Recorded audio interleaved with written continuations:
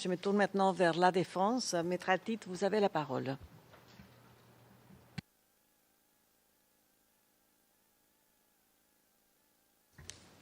Merci, Madame le Président. Madame le Président, je vais essayer de terminer à 5 heures. Si je m'aperçois que je risque de déborder de quelques minutes à peine, 2-3 minutes, avec votre permission, je continuerai. Et si je m'aperçois que je risque de déborder plus, alors je m'arrêterai au moment pile.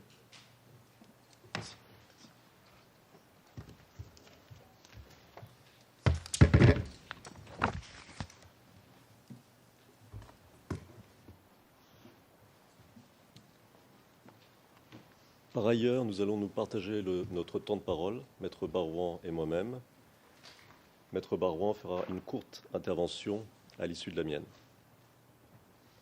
Et enfin, le président Gbagbo interviendra, et je crois que ce sera après la pause. Madame le Président, Madame, Monsieur les juges, tout d'abord, je voudrais faire quelques brèves remarques sur l'intervention de l'accusation. Le procureur s'en est pris à notre thèse. Ce n'est pas notre rôle à ce stade de porter une thèse. La charge de la preuve repose sur les épaules du procureur, pas de la défense. Ne nous trompons pas de rôle. L'accusation doit étayer ses allégations. C'est son rôle. À ce propos, il est, du point de vue de la défense, étrange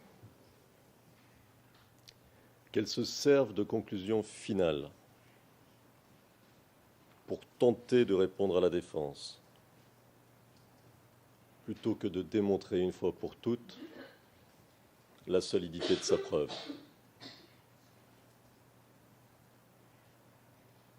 Quant à testis unus, testis nullus, si le droit peut évoluer,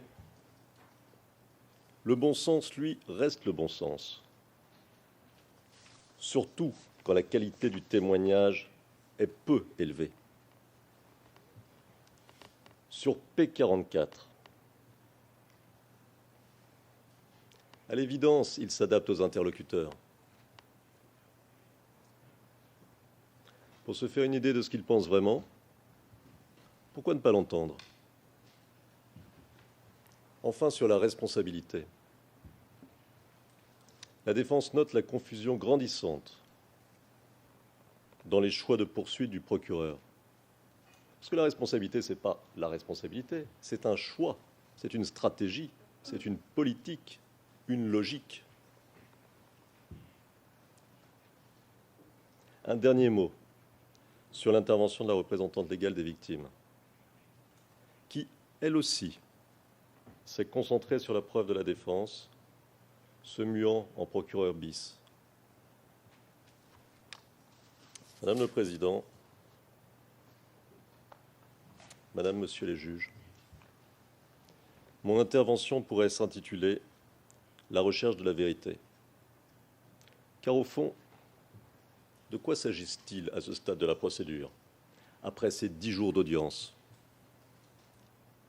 Il s'agit de savoir si la réalité que le procureur a prétendu donner voir à la Chambre s'approche de la vérité. La manière dont le procureur a cru comprendre la crise ivoirienne a des conséquences importantes. C'est sur la base de sa compréhension de la situation que l'ouverture d'une enquête a été autorisée, qu'un mandat d'arrêt a été délivré contre le président Gbagbo. C'est sa perception des rapports sur le terrain qui explique le choix du procureur de faire porter ses efforts contre les membres de l'administration Gbagbo et de traiter les anciens rebelles, désormais au pouvoir, avec mansuétude. Jamais, jusqu'ici, cette vision n'avait été discutée en profondeur. la question examinée dans sa globalité. Le procureur pouvait exposer ses thèses sans crainte d'être contredit. Faute de débat contradictoire, la Chambre n'a pas eu l'occasion d'en jauger la pertinence, le bien fondé. Eh bien, voilà qui est fait.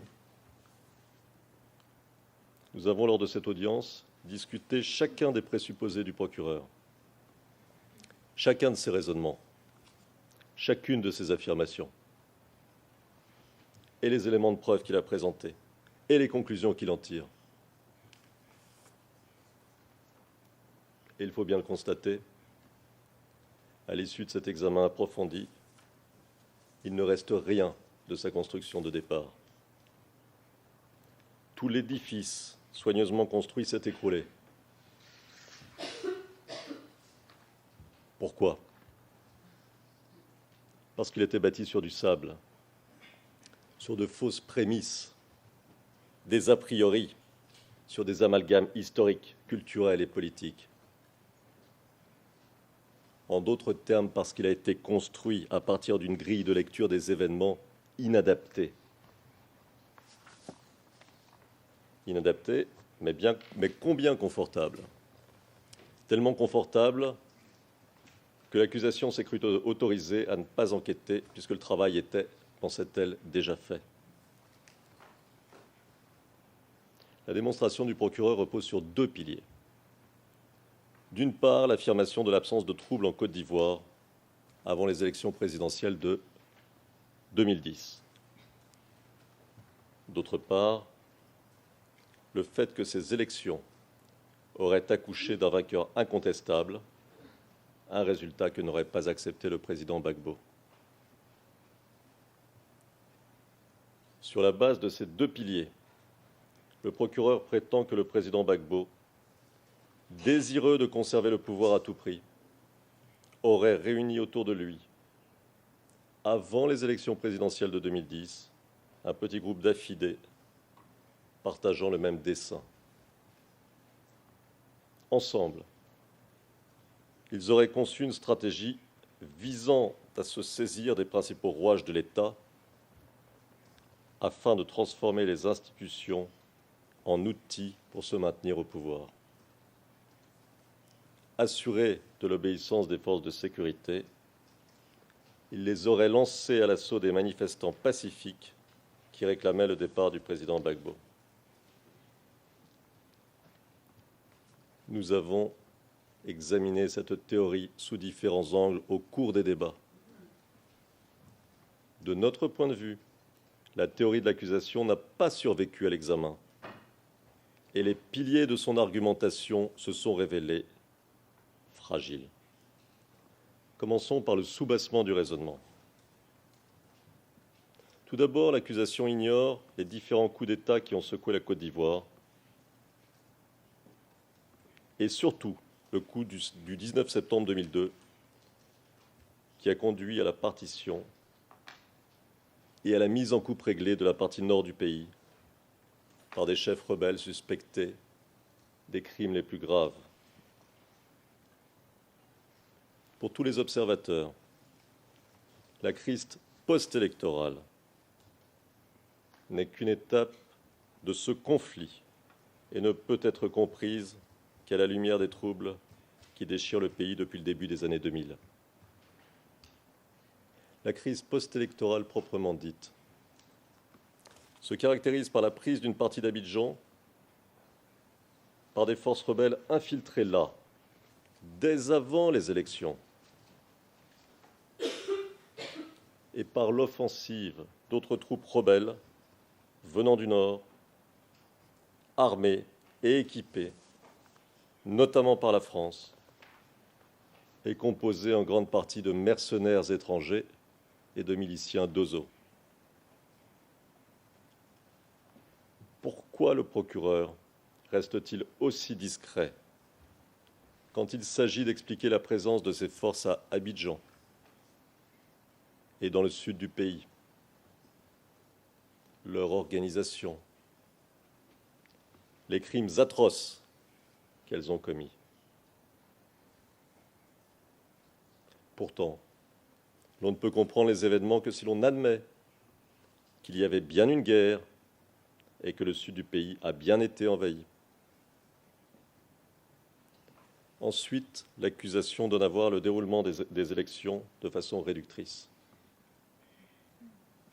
Dans l'espoir de parvenir à la paix au plus vite, le président Gbagbo a accepté l'organisation d'élections, alors même que la condition pour leur tenue, le désarmement auquel les rebelles s'étaient pourtant engagés, n'était pas rempli.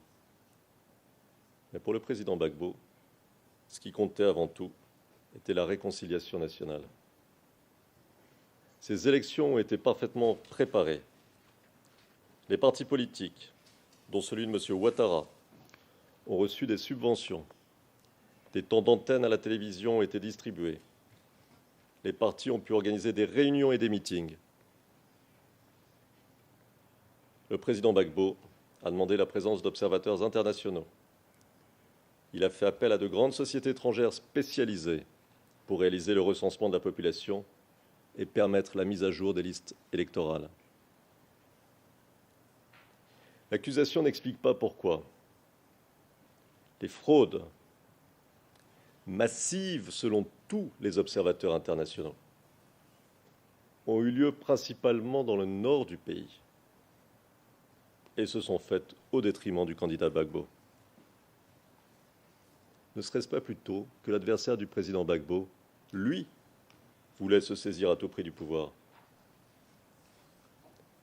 Transformer la CEI en Conseil constitutionnel bis, en violation des dispositions de la Constitution, ne révèle-t-il pas une volonté de se saisir à tout prix du pouvoir? Pourquoi prétendre que tout s'est passé parfaitement? Pourquoi reprocher au président Gbagbo d'avoir attendu que le Conseil constitutionnel, conformément à la Constitution, se prononce? Et comment lui reprocher d'avoir accepté le verdict du Conseil constitutionnel? Dès son élection, le président Gbagbo a nommé un gouvernement composé de techniciens et de personnalités de la société civile. Pourquoi le porter au passif du président Gbagbo? Surtout, il a proposé immédiatement le recomptage des voix, recomptage qui sera obstinément refusé par le camp Ouattara.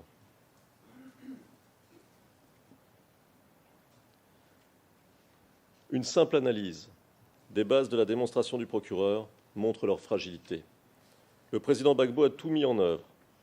Les faits sont là et les faits sont têtus pour que les élections se passent selon toutes les règles démocratiques dans un pays pourtant déchiré par une guerre civile depuis 10 ans. Devant ces faits irréfutables, c'est toute la démonstration du procureur qui s'écroule. La supposée intention du président Gbagbo, la supposée organisation sur laquelle il se serait reposé, ou encore les allégations d'ordre donnés et de réunions tenues. L'intention est l'une des clés de voûte d'un procès pénal, sans laquelle la responsabilité d'un individu ne saurait être engagée. L'intention supposée du président Gbagbo de rester au pouvoir ne tient très difficilement que dans le cadre de la réalité dessinée par l'accusation.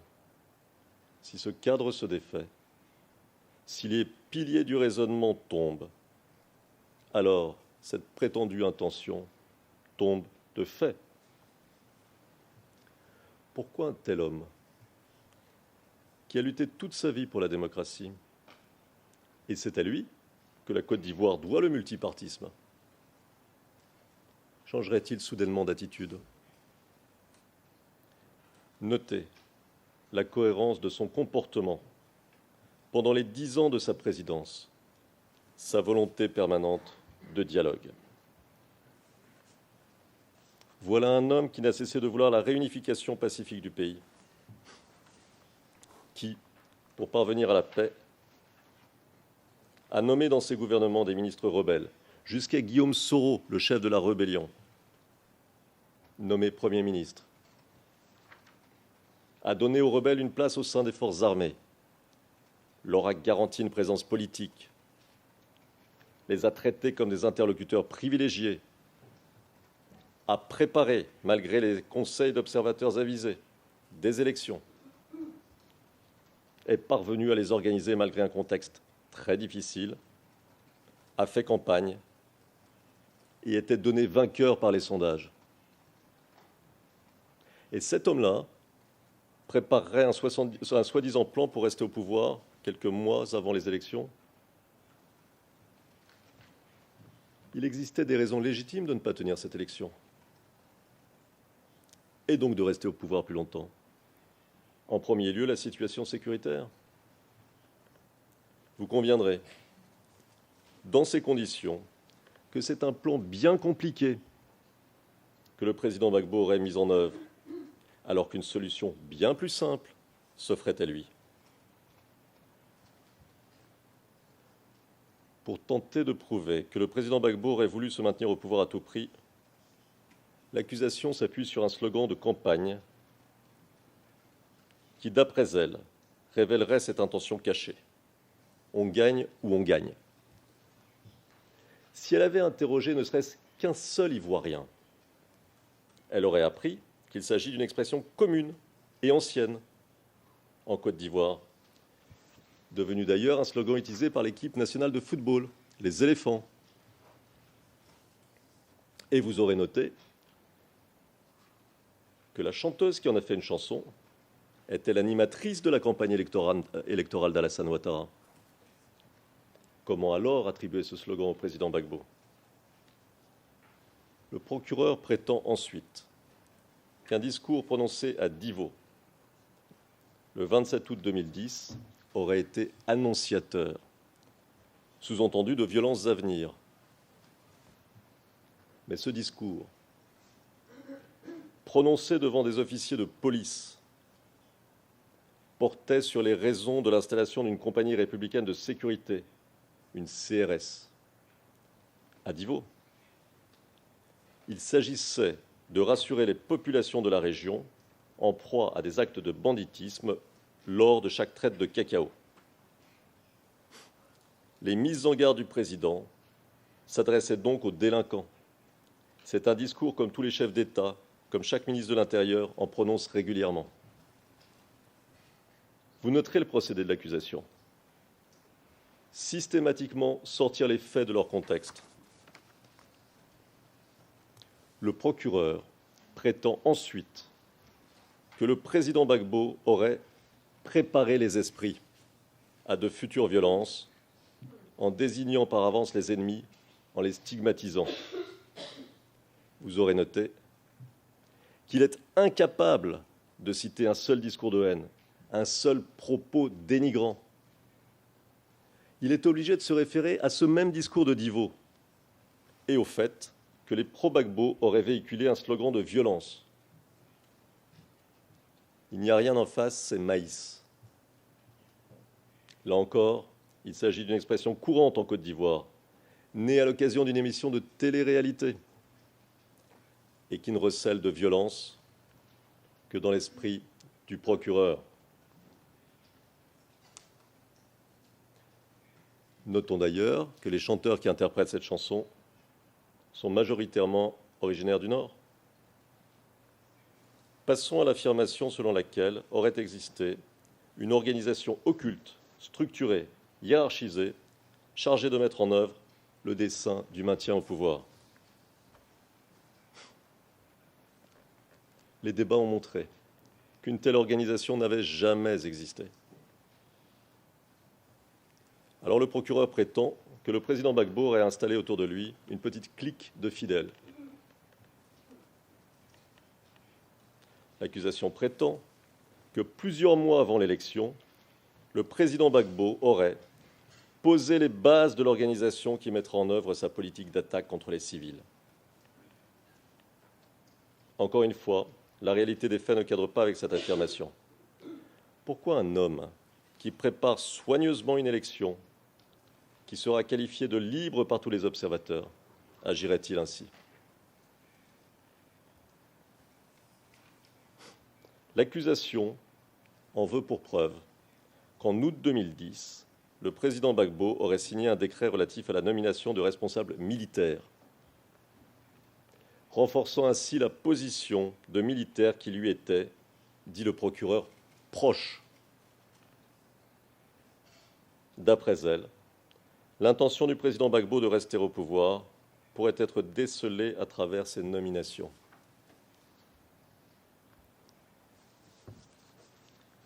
L'accusation sous-entend que ces responsables auraient fait partie d'une clique dévouée au président Gbagbo, faisant passer leurs intérêts politiques ou ethniques avant l'intérêt national.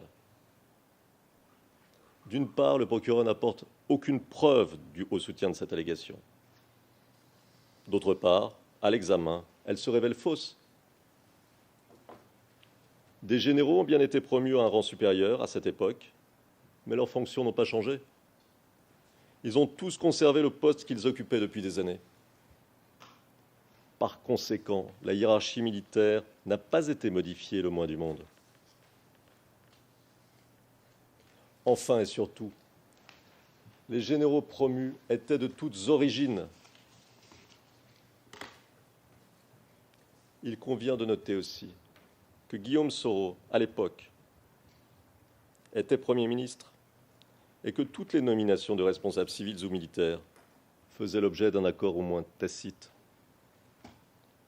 Enfin, la plupart de ces officiers de haut rang ont été promus ensuite par Alassane Ouattara dès son arrivée au pouvoir.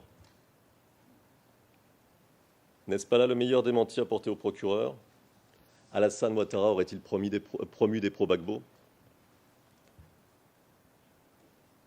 La réalité, c'est qu'il y avait d'un côté les forces de maintien de l'ordre d'un État démocratique, de l'autre, des rebelles venus par colonnes du Nord, pour beaucoup burkinabés, maliens, nigériens, membres de milices qui avaient terrorisé pendant 8 ans les populations du nord du pays. L'accusation voit la preuve de l'existence d'une telle clique dans le fait que Simone Gbagbo, la femme du président, aurait tenu un rôle politique. Mais ce n'est pas une révélation. Simone Gbagbo était une femme politique, militante de la démocratie, avant même de rencontrer son mari. Elle était députée d'Abobo avant l'élection de son mari. Qu'elle ait eu des rapports avec d'autres députés et avec des membres du gouvernement qui étaient membres de son parti, quoi de plus naturel? Le procureur s'étonne de ses efforts pour sensibiliser en mars 2011 les responsables du pays au sort malheureux des populations d'Abobo.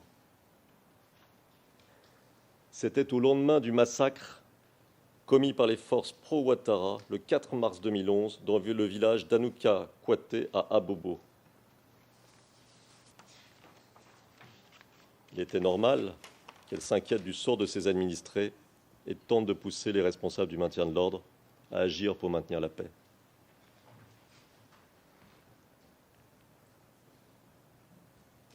Par ailleurs, il est remarquable que le procureur soit incapable de rapporter le moindre ordre du président Gbagbo, qui aurait eu un caractère illégal ou discutable.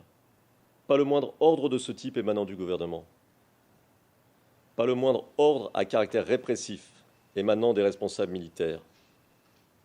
Encore moins d'ordre ayant pour but de réprimer ou d'attaquer des populations civiles. Même lorsque les forces de l'ordre ont été attaquées, par exemple lors de la marche sur la RTI le 16 décembre 2010, ou à Abobo en janvier et février 2011, les ordres de la hiérarchie militaire n'ont été que défensifs. Puisqu'il ne dispose d'aucun ordre qui accréditerait sa thèse, le procureur tente de convaincre la Chambre que les ordres du président Gbagbo étaient implicites, résultant de la tenue de réunions. Le fait que le président Gbagbo ait participé à des réunions lors desquelles était discutée la situation sécuritaire prouverait, d'après lui, son rôle dans la prétendue répression et donc sa volonté de se maintenir au pouvoir. Notons qu'il est normal qu'un chef d'État joue son rôle, surtout en période de guerre. Les briefings réunissaient les responsables du maintien de l'ordre, quelle que soit leur couleur politique et leur ethnie. Il s'agissait d'informer le président de l'évolution de la situation, comme dans toute démocratie, sous le coup d'une attaque. Concernant le rôle du président Gbagbo, lors de ces réunions, les témoignages vont tous dans le même sens. Le président écoutait, posait des questions, ce qui prouve qu'il n'était pas à l'initiative des choses et s'en remettait aux décisions des responsables du maintien de l'ordre, lesquels ont ensuite été promus par Alassane Ouattara. Rappelons-le. Le problème du procureur est simple. Il ne peut pas prouver l'intention. Il ne peut pas prouver l'existence d'une organisation, quelle que soit la forme de cette organisation. Il ne peut pas prouver que le président Gbagbo ait donné de quelconques ordres illégitimes. Alors il tente de contourner la difficulté en mettant l'accent sur de soi-disant crimes, espérant que la nature de ces crimes dissimulera l'absence de preuves. Mais pour ce faire, il est obligé de monter les accusations et leur énormité même fait apparaître leur caractère artificiel et construit.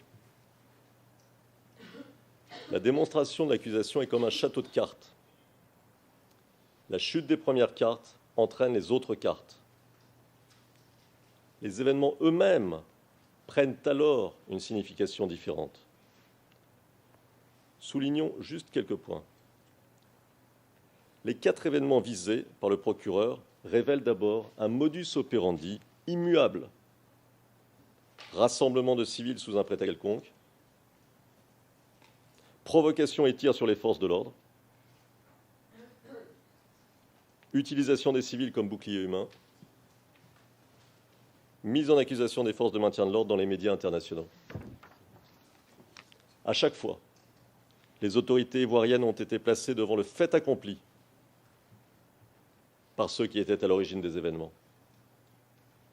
Un mot à propos de la marche sur la RTI. L'accusation nous a dit, nous l'a répété tout à l'heure, que Guillaume Soro aurait invité la population à prendre part à une marche pacifique afin de libérer la RTI. Pacifique. Vous voyez comment on peut changer facilement la réalité? Nous avons tous vu les extraits. Nous avons tous entendu Guillaume Soro appelant ses soldats à lancer l'assaut contre la RTI. Nous avons entendu Ouattao, le chef militaire, leur demander d'être prêts pour le jour J, le jeudi, avec tout leur équipement militaire de combat. Et vous vous souvenez des images de combat entre les soldats rebelles surgis de l'hôtel du Golfe et les forces de maintien de l'ordre? Eh bien, le procureur, lui, il n'a rien vu, rien entendu. Ou plutôt, il n'a pas voulu voir.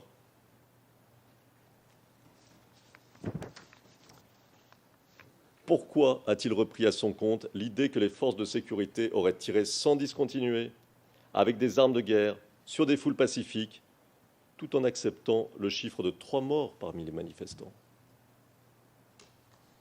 3 morts dont nous ne savons rien, ni leur identité, ni s'ils étaient des combattants.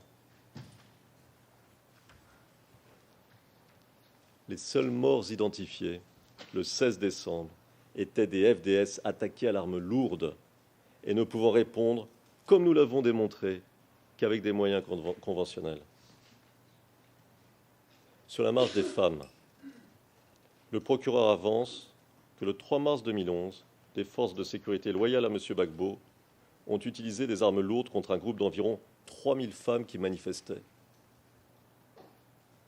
Rappelons d'abord ce que nous avons démontré et prouvé.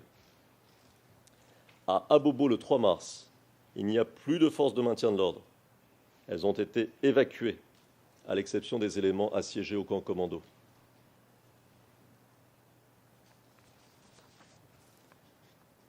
Ce qu'avance l'accusation concernant la raison d'être de cette marche, organiser une manifestation de femmes en pensant que les forces pro-Gbagbo ne pourraient pas tirer sur des femmes, est donc faux, puisqu'il n'y a plus de force de maintien de l'ordre. Et qu'à Abobo, le 3 mars, les véhicules des FDS ne peuvent circuler sans être attaqués à l'arme lourde. À l'appui de la thèse du massacre, le procureur nous présente une vidéo faite de briques et de brocs, de morceaux disparates, juxtaposés, sans lien les uns avec les autres. Il est possible de distinguer au moins 3 parties différentes. La prise de vue d'un groupe de femmes du RDR, quelques dizaines, et non les 3000 annoncés. On voit d'ailleurs aussi des hommes.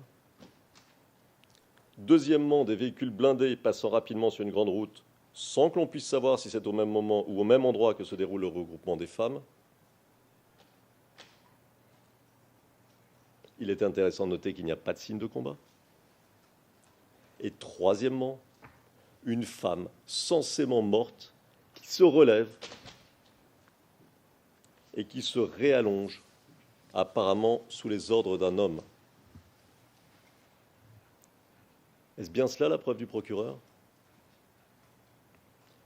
Est-ce avec des éléments aussi discutables qu'il veut vous convaincre, qu'il veut nous convaincre? Avec un montage aussi grossier? Ces manipulations, si elles étaient prises en considération par la Chambre, porteraient gravement atteinte à la crédibilité de la Cour.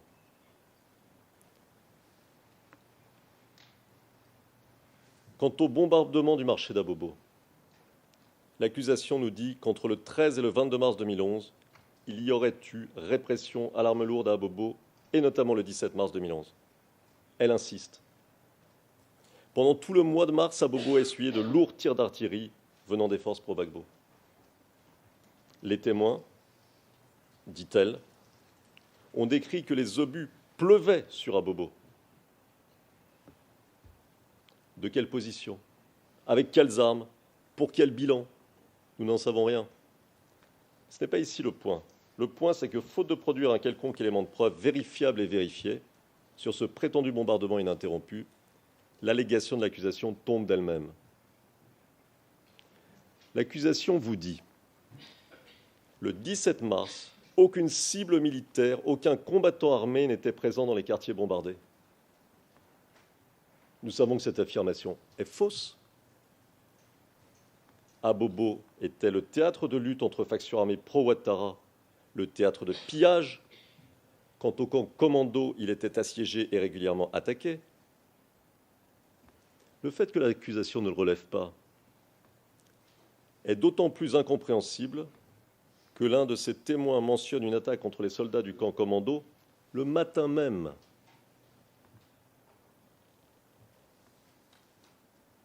Il est tout à fait clair qu'ici encore, l'accusation privilégie une thèse au détriment d'une autre, sans enquête. Il n'y a d'ailleurs ni expertise balistique, ni relevé d'impact, ni vérification des documents de marche des unités militaires, ni relevé de l'armement dont elles disposaient, rien de tangible. Quant aux événements de Yopougon, il convient de rappeler qu'ils se sont produits dans un contexte particulier que semble vouloir ignorer le procureur. Celui de la bataille entre les FRCI qui tentent de pénétrer le quartier et les habitants qui tentent de le défendre. L'accusation le dit elle-même. Les rebelles sont arrivés à Yopougon le 31 mars 2011. Sont-ils restés l'arme au pied? Ceux qui s'étaient livrés à une longue litanie de massacres, de viols, de pillages, tout au long de la route sanglante qui les a menés du nord vers Abidjan. À qui s'en sont-ils pris, ces rebelles? Aux habitants? Et ceux-ci se sont barricadés pour défendre les leurs, vieillards, femmes et enfants. Voilà la vérité, documentée, vérifiée, qui est l'exact contraire de ce qu'avance le procureur. Dans ce contexte particulier, vouloir lier les incidents de Yopougon à un quelconque plan n'a aucun sens. En quoi le président Gbagbo pourrait-il être tenu pour responsable des attaques des FRCI contre les habitants? Un mot maintenant sur l'absence de lien entre le président Gbagbo et les crimes allégués.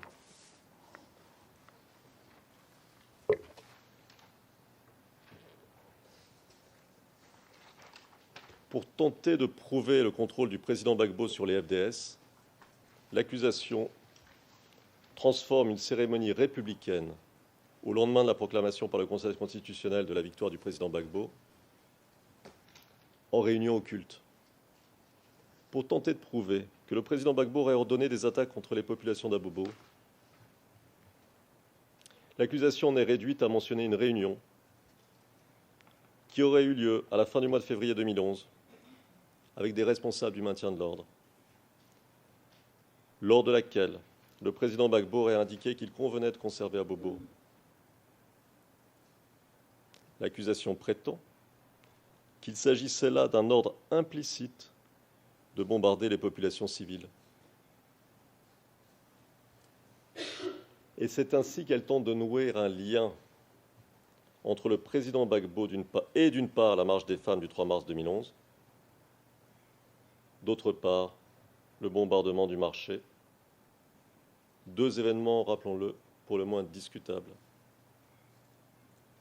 Comment peut-on se livrer à une interprétation aussi hasardeuse ? C'est là un bon exemple de la méthode du procureur. À partir d'un fait avéré, et il était normal que le président Gbagbo tienne des réunions avec les responsables du maintien de l'ordre dans une période aussi délicate, il parvient à des conclusions particulièrement fragiles, sautant nombre d'étapes logiques. En réalité, il ne s'agit toujours que d'affirmations qui ne valent que ce que valent les affirmations. Y a-t-il eu ici un ordre d'attaquer la population ? Non.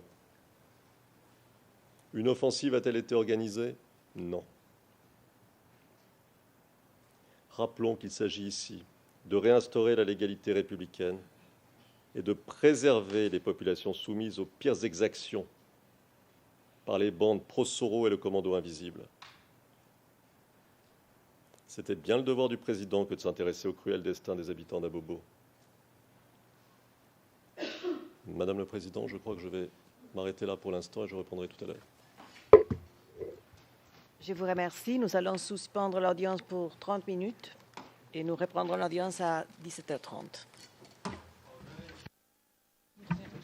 All rise, veuillez vous lever.